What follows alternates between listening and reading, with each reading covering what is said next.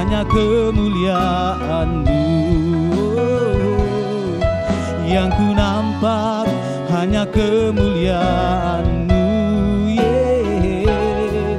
yang ku nampak hanya kemuliaan-Mu. Berikan tepuk tangan saudara kami. Haleluya. Thank you Jesus. Terima kasih banyak Bapa di surga. Kami telah muji menyembah Engkau, menaikkan Tuhan penyembahan kami. Kami yakin dan percaya Tuhan Kau menyediakan telinga-Mu dan mendengarkan setiap Tuhan pujian penyembahan kami. Terima kasih Bapa buat hadirat-Mu, buat kehadiran-Mu di tempat ini. Dan kami rindu Tuhan setiap hati-hati kami Tuhan. Kami yang memiliki lapar dan haus akan kebenaran firman-Mu, Kau penuhi setiap kami. Biar Tuhan kami mengosongkan hati dan pikiran kami tidak berkenan di hadapan Tuhan. Agar kiranya firman-Mu layak masuk dalam hadirat kami. Agar kiranya firman-Mu masuk dalam hati dan pikiran kami. Biar firman itu menjadi rema dalam kehidupan kami. Biar firman itu boleh tertanam, berakar dan bertumbuh bahkan berbuah. Biar firman itu Tuhan boleh kami pakai dimanapun kami pergi dan berada. Berfirmanlah Engkau Tuhan Yesus, kami akan duduk diam untuk mendengarkannya. Dalam nama Bapa, Anak, Putra dan Roh Kudus, dalam nama Tuhan Yesus Kristus, sama-sama kita katakan amin. Puji nama Tuhan. Apa kabar Bapak Ibu pagi hari ini? Apa kabar Bapak Ibu pagi hari ini? Saya mau kita lebih kompak menjawabnya. Apa kabar kita pagi hari ini? Karena Yesus kita luar biasa. Saudara lebih luar biasa daripada saya. Haleluya. Amin. Saudara, setiap umat Tuhan pasti tidak luput dari kekurangan, kelemahan, bahkan tidak luput dari cobaan dan godaan. Bagaimana kita menyikapinya itu? Tapi saya berterima kasih pagi ini, terima kasih buat Tuhan Yesus dan juga pada Bapak Gembala mengizinkan kami untuk melayani, dan juga Ibu Gembala, para pendeta yang lainnya, dan juga diaken, yang seluruh pelayan Anda, bahkan jemaat Tuhan yang boleh mengizinkan saya untuk berbagi berkat Tuhan lewat kebenaran firman Tuhan. Pada dasarnya kita sebagai manusia penuh dan kelemahan, belajar dan belajar. Semakin kita belajar, semakin kita diurapi Tuhan dan dipakai oleh Tuhan. Amin. Saudara kasih dalam Tuhan, saya yakin dan percaya setiap kita memiliki masalah, setiap kita akan memiliki cobaan. Saudara, kurang lebih sudah 3 tahun ya COVID-19 melanda untuk bangsa Indonesia ini. Ulang tahun yang ketiga kalau nggak salah, 2019, 2021, 2024 malah. Amin saudara, secara manusia sangat berat.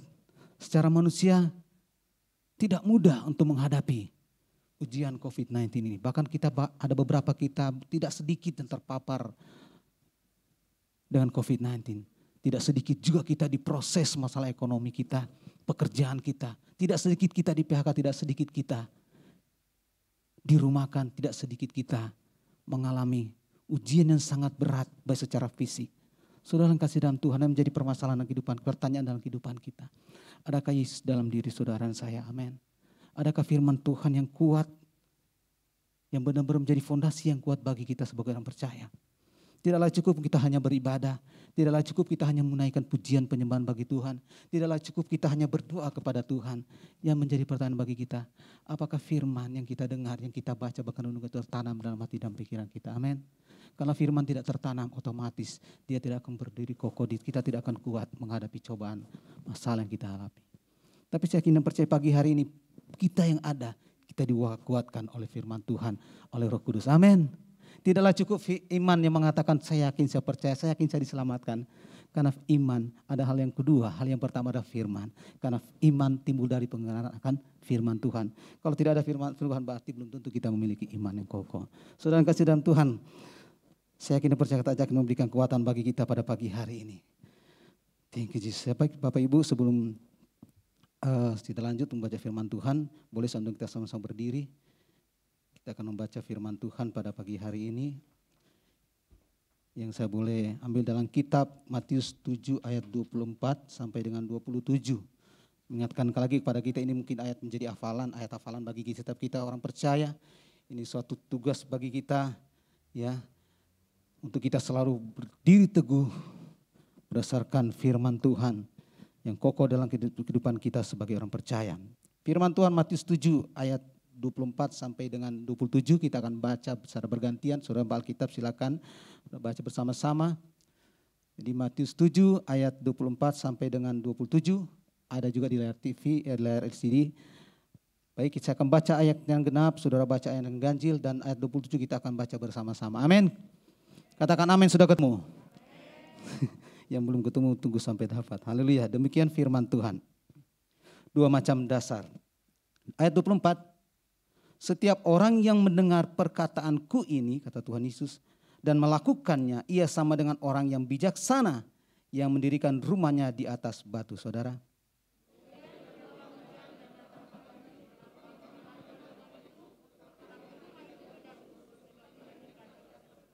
Ayat 26, tetapi setiap orang yang mendengar perkataanku ini dan tidak melakukannya, ia sama dengan orang yang bodoh yang mendirikan rumahnya di atas pasir. Ada 7 kita baca bersama-sama, 2, 3. Kemudian turunlah hujan dan datanglah banjir, lalu angin melanda rumah itu sehingga rubuhlah rumah itu dan hebatlah kerusakannya. Amin, katakan amin. Haleluya. Saudara, saya persilakan dulu kembali, terima kasih. Saudara membaca firman Tuhan, saudara kasih dalam Tuhan. Kalau pembacaan kita pagi saya boleh beri judul, yaitu dasar fondasi kekristenan yang kuat. Saudara kasih dalam Tuhan, sebagai manusia karena kita berpikir tidak mudah. Beda bro, beda permasalahan situ dengan saya. Beda permasalahan saudara dengan saya atau saya dengan saudara. Tapi saudara yakin dan percaya bahwa setiap permasalahan bila kita taruh di kaki Tuhan, kita sujud menyembah Tuhan, otomatis semua permasalahan bisa lewat. Dengan mudah kita mengatasinya. Amin. Saudara yang kasih dalam Tuhan. Dasar fondasi kekristenan yang kuat. Ada 2 hal yang kita mau bicarakan pada pagi hari ini. Itu yang pertama. Kekristenan yang didasari dengan fondasi firman Tuhan. Sesuai dengan pembacaan kita yang 24. Bahwa setiap orang yang mendengar perkataanku ini. Ini dan melakukannya. Ia sama dengan orang yang bijaksana yang mendirikan rumahnya di atas batu. Suatu perumpamaan tentang rumah tanpa fondasi yang kuat, apalagi dengan cara kerennya dipakai fondasi cakar ayam, bahaskan cakar ayam. Saudara kasih dalam Tuhan, begitu angin badai topan datang, itu gak akan roboh saudara. Karena dia berdiri atas fondasi yang kuat.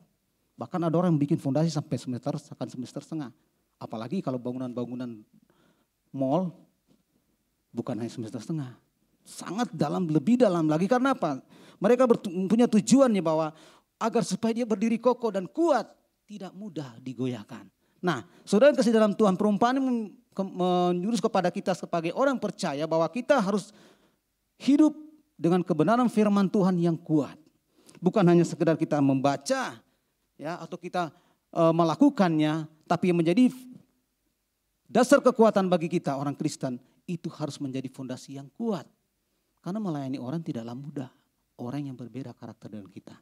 Tidaklah mudah kita melayani orang sepengetahuan kita bahwa kita bisa melayani dia. Tapi menjadi permasalahan apakah dia menerima apa yang kita berikan pada dia.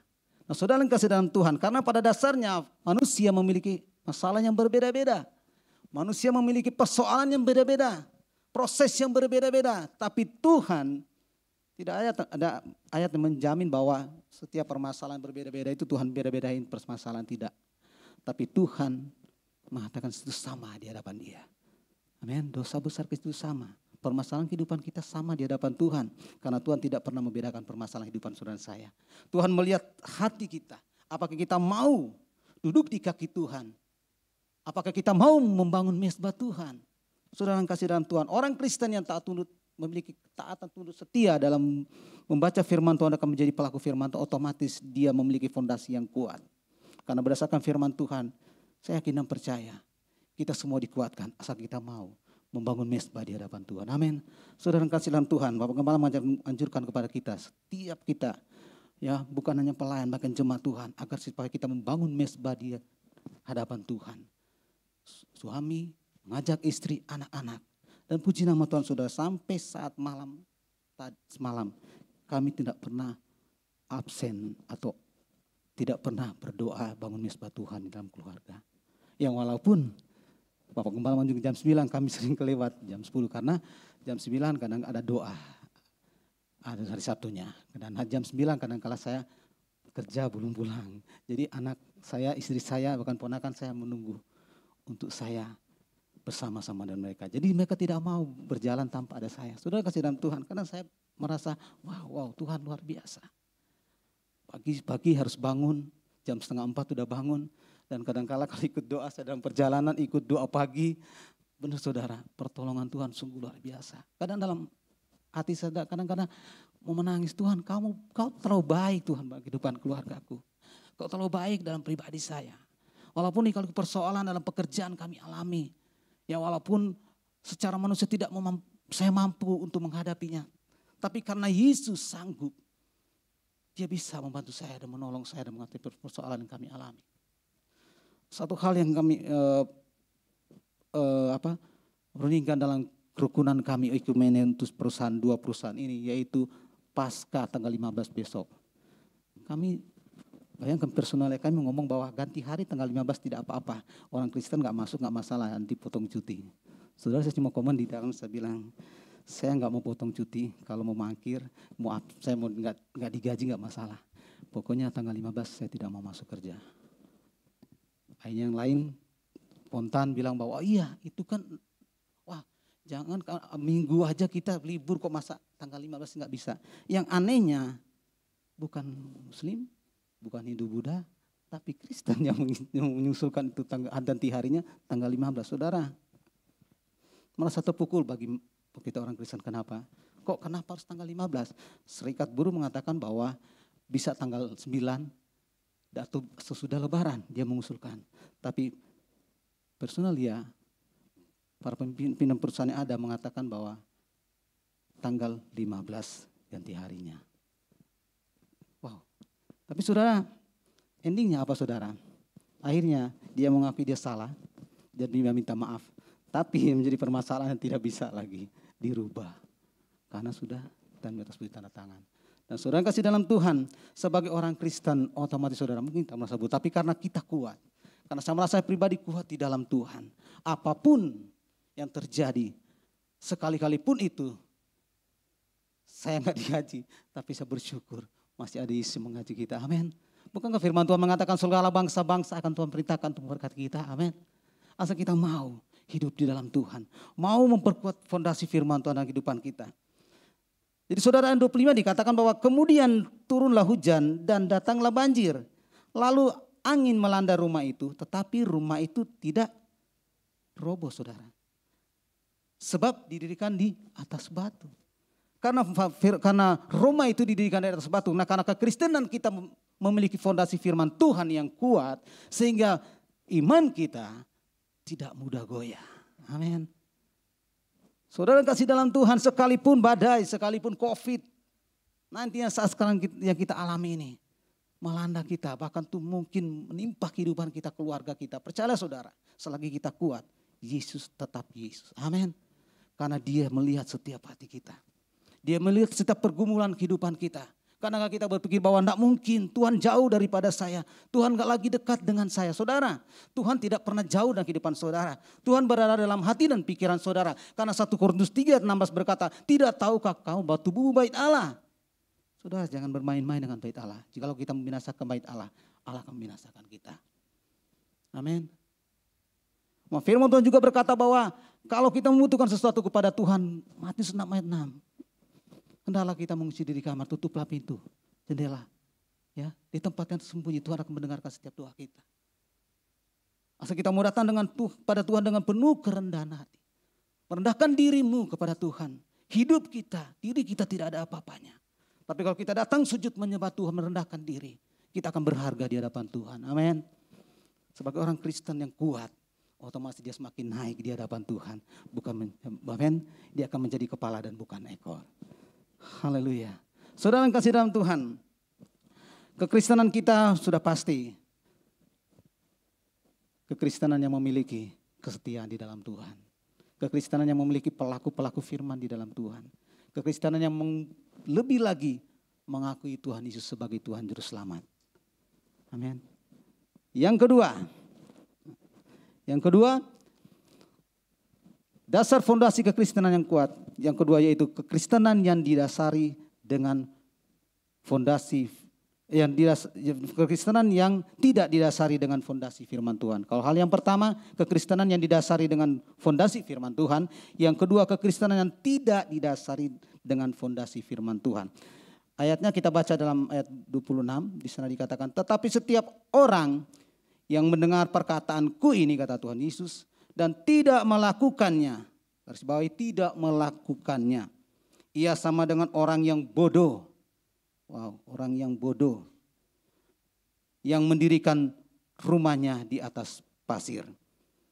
Ayat 27, kemudian turunlah hujan dan datanglah banjir. Ini hal sama dengan yang ayat 25. Kemudian turunlah hujan dan datanglah banjir. Lalu angin melanda rumah itu sehingga rubuhlah rumah itu dan hebatlah kerusakannya. Kekristenan yang memiliki fondasi yang tidak didasari dengan firman Tuhan. Ngomong enak tapi hasilnya, ya kan? Tuhan melihat setiap hati kita, mudah untuk ngomong, tapi hasilnya pribadi kita. Banyak kan dalam kehidupan kita sebagai orang Kristen, mau mengoreksi orang lain, mengkritik orang lain, tapi pribadi sendiri tidak pernah kita koreksi, kita tidak pernah kritik. Saudara tahu bahwa saudara pada saat saudara mengkritik teman kita sama kita, lain cerita dengan saudara menasihati dan membangun rohani dalam dia. Tapi kalau saudara mengkritik, saudara tahu nggak bahwa pribadi akan mengkritik saudara dalam proses-proses hal yang berbeda. Nah, saudara kasih dalam Tuhan terjadi dalam kehidupan kita sebagai orang Kristen. Nah, kalau kita membaca dalam kitab Yakobus 1 ayat 23 sampai 24, di sana dikatakan, boleh ditampilkan di layar Yakobus 1 ayat 23 sampai 24.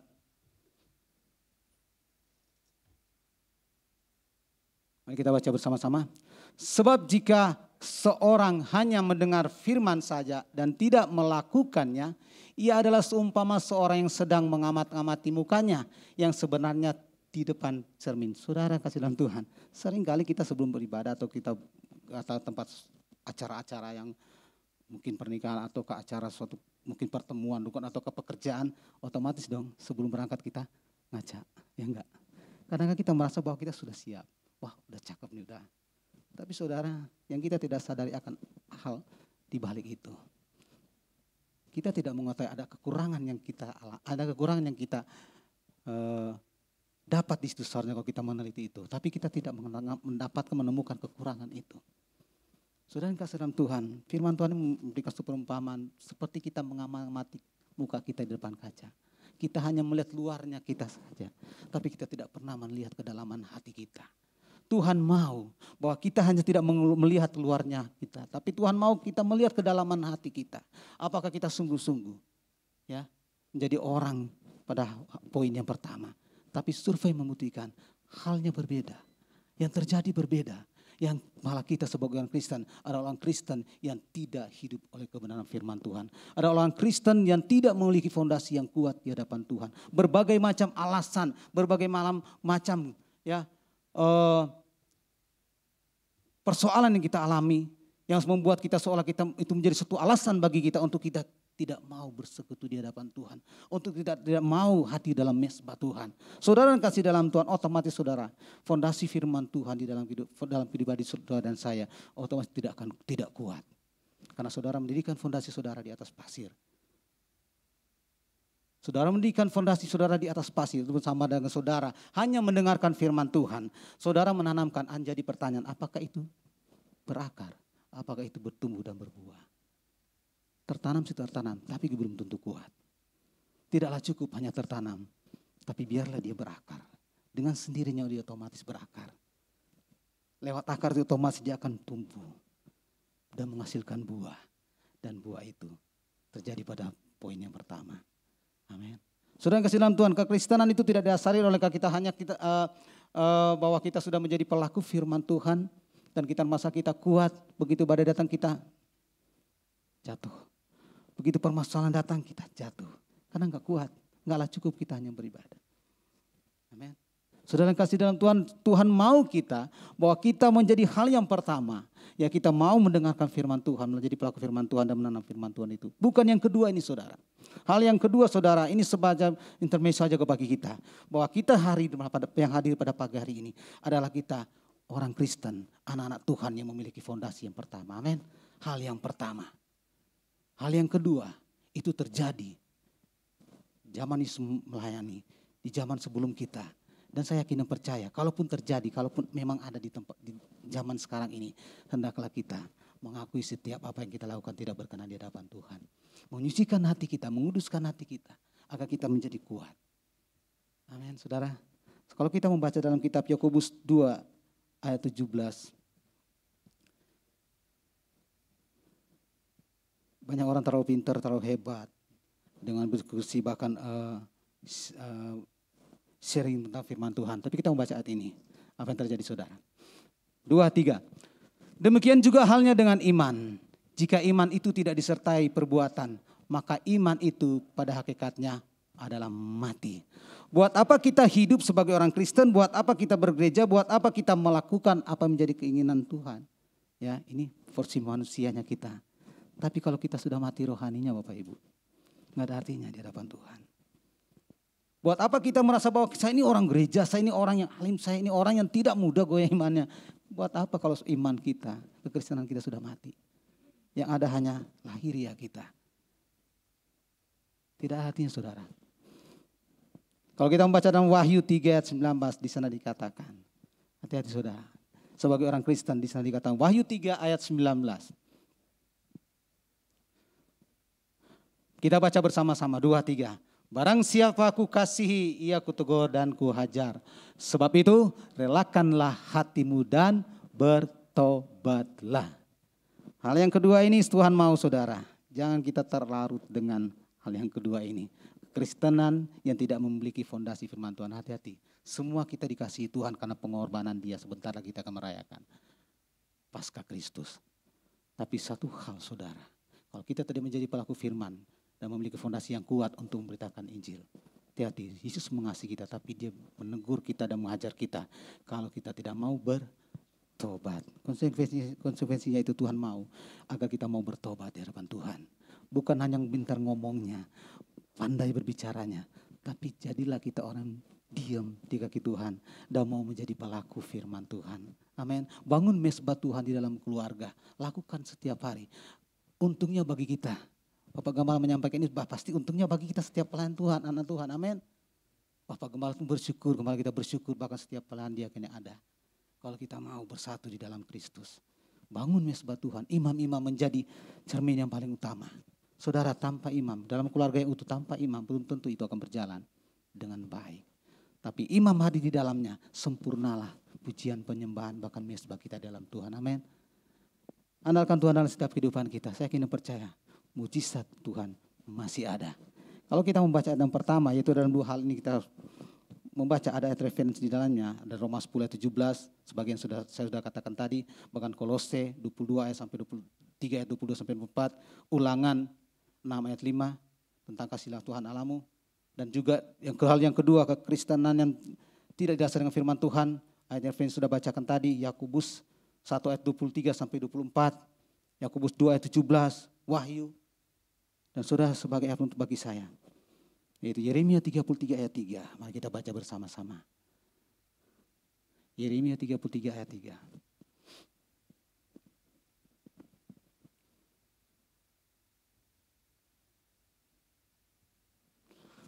Kita baca bersama-sama 2-3. Berserulah kepadaku, maka aku akan menjawab engkau dan memberitahukan kepadamu hal-hal yang besar yang tidak terpahami, yakni hal-hal yang tidak kau ketahui. Saudara yang kasih dalam Tuhan, berserulah kepada Yesus karena kita orang percaya. Amin. Amin. Orang menjadi pelaku firman Tuhan. Tuhan akan buat apa yang tidak terpikir terpahami oleh kita jadi saudara. Amin. Dalam doa pagi Bapak Gembala mengingatkan kita bagaimana Nabi Elia sampai 7 kali dia berdoa. Doa, rasa persuruhan doa bagi dia. Mengingatkan kita, Nabi Elia sampai 7 kali saudara berdoa. Kita mungkin 1-2 kali Tuhan tidak jawab, 3 kali Tuhan tidak jawab, langsung sedih. Langsung Tuhan kali enggak dengar doa saya. Ya.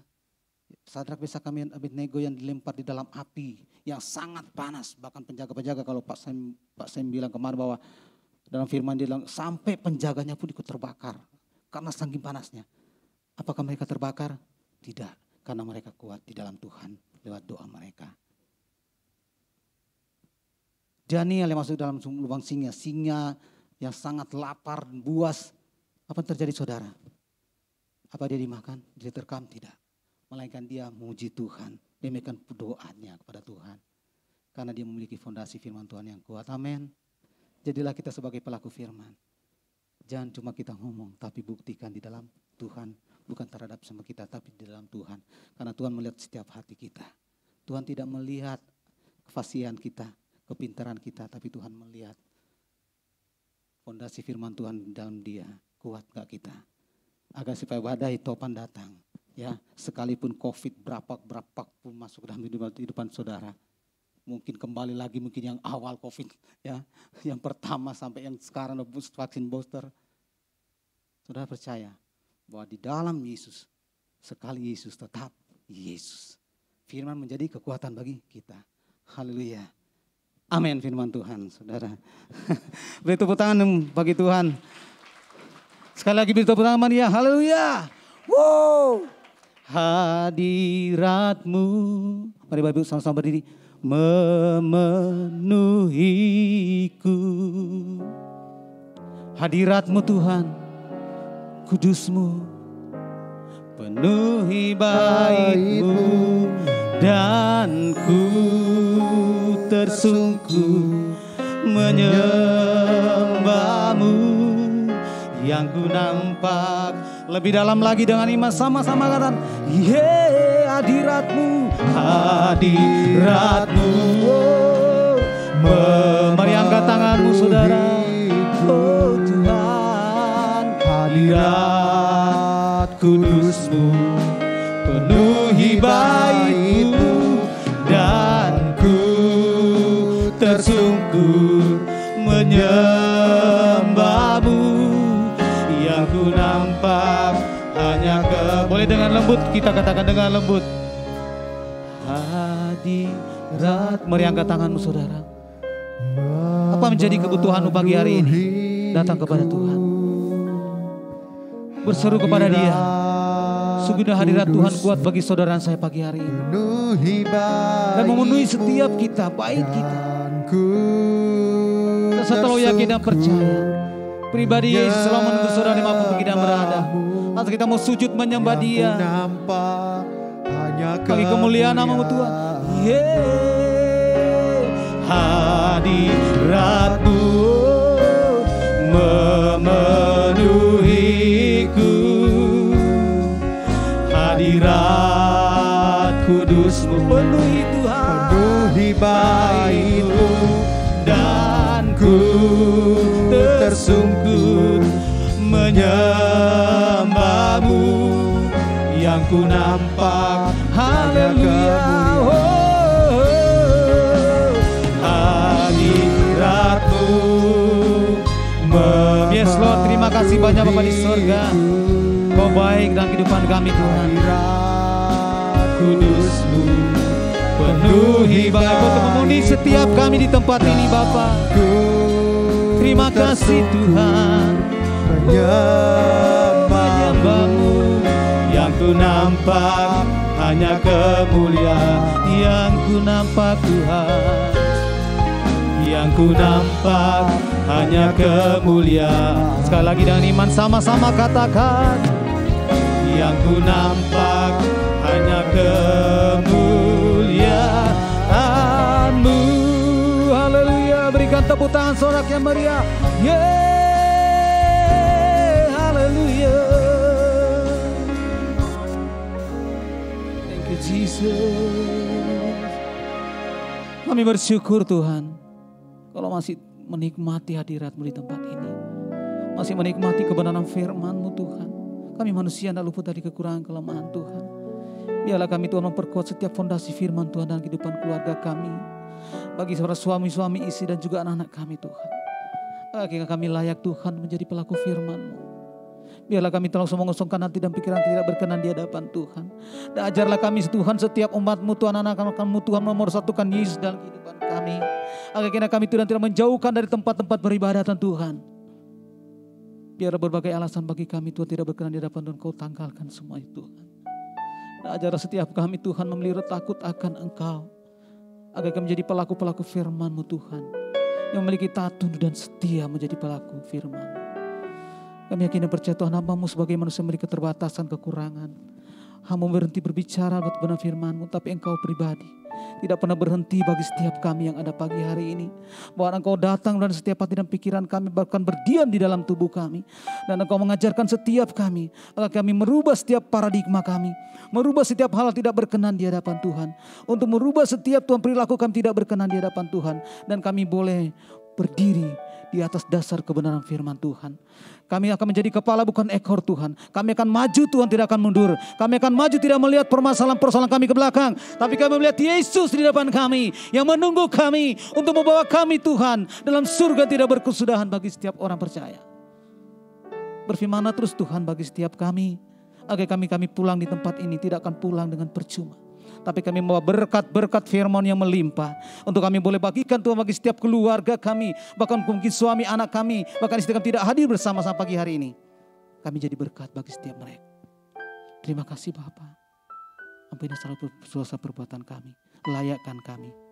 Di dalam nama Bapa, Putra dan Kudus, dalam nama Tuhan Yesus Kristus, kami naikkan doa ini. Sama-sama kita katakan. Amin. Puji nama Tuhan, terima kasih. Kita deklarasikan pengertian Pentakosta ketiga.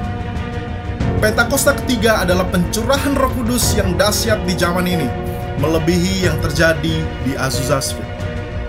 Pentakosta ketiga akan mengakibatkan penuaian jiwa yang terbesar dan yang terakhir sebelum Tuhan Yesus datang kembali. Pentakosta ketiga akan membangkitkan generasi Yeremia, yaitu anak-anak muda yang dipenuhi Roh Kudus, cinta mati-matian kepada Tuhan Yesus, tidak kompromi.